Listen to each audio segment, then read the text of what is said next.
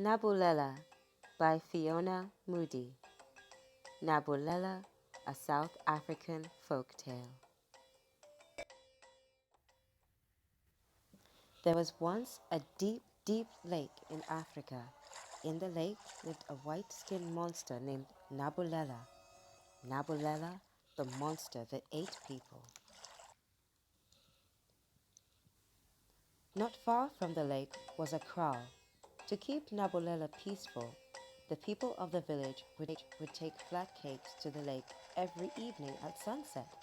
They would put the cakes down at the edge of the water and sing, Nabulela, Nabulela, come out and eat me. Then they would run away as fast as they could, back to the kraal.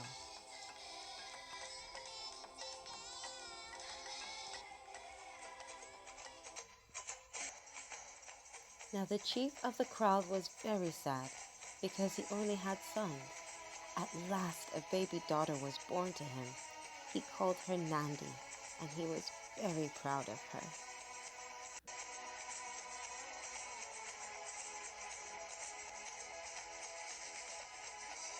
There was feasting for many days at the birth of the baby girl.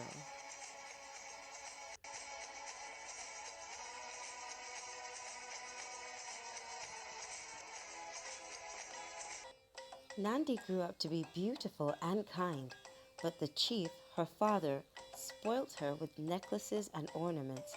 He was always singing her praises.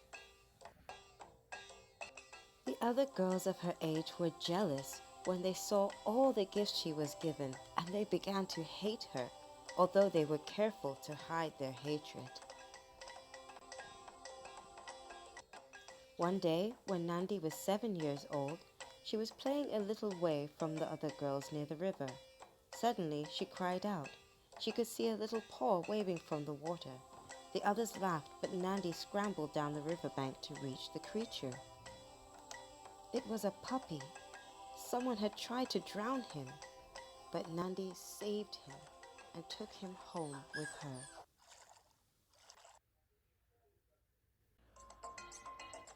I shall call you Babhesi, said Nandi to the puppy, because now you are small and weak, but one day you will be big and brave like a lion. She fed him and looked after him, and he followed her everywhere.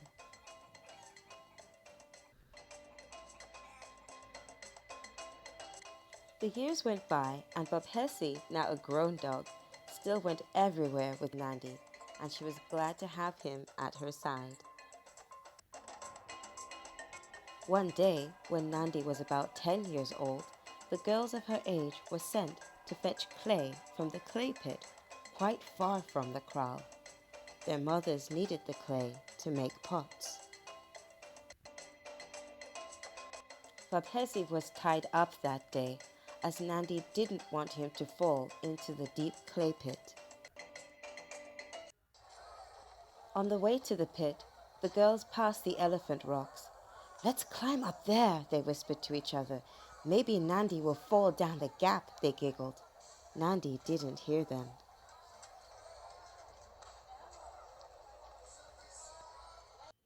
They all climbed up to the top of the rocks and one by one jumped over the gap. When Nandi's turn came, the girls behind gave her a push.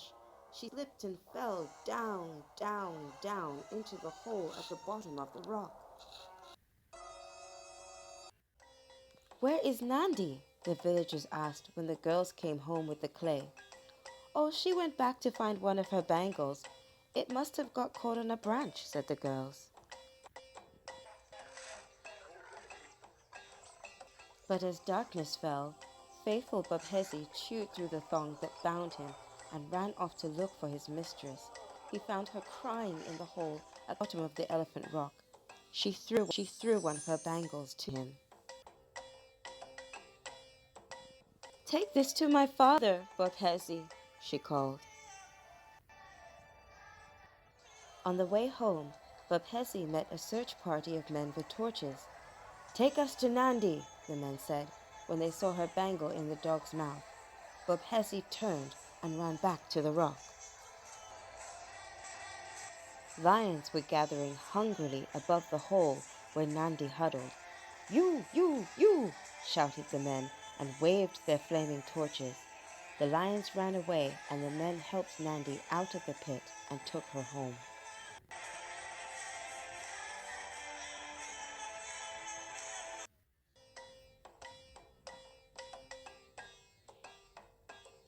The next morning, the chief spoke fiercely to the young girls.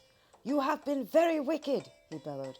I should send you away from the kraal into the bush. I should banish you forever. But I shall give you one chance. If you bring me the skin of Nabulela who lives in the lake, I shall forgive you. Now go from my sight.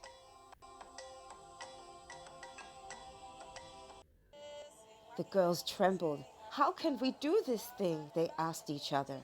At last, they made a plan and spoke to their fathers and brothers. Then they ground some corn and made flat cakes. At sunset, they walked fearfully down to the lake of Nabulela, carrying the cakes with them.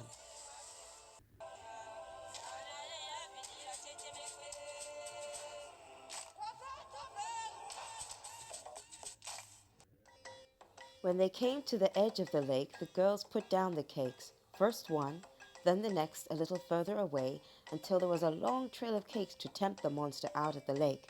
Then the girls sang, Nabulela, Nabulela, come out and eat me. Nabulela, Nabulela, come out and eat me. They hovered at the edge of the lake until the monster heaved itself out of the water. Then they began to run.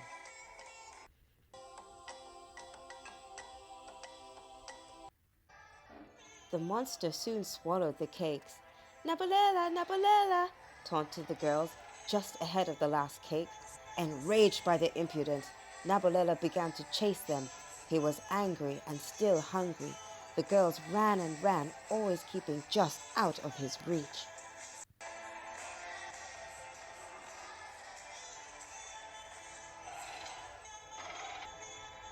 The monster chased them up the hill, over the rocks, all the way back to the kraal. The fathers and brothers were waiting for Nabulela. When he got to the kraal, two of the girls shut the gate so he couldn't escape.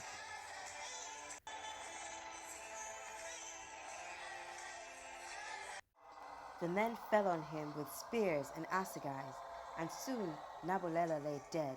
Nabulela, the dreadful monster, feared for many years. They skinned him and put the skin to dry in the sun. When the skin was ready, the girls took it to the chief.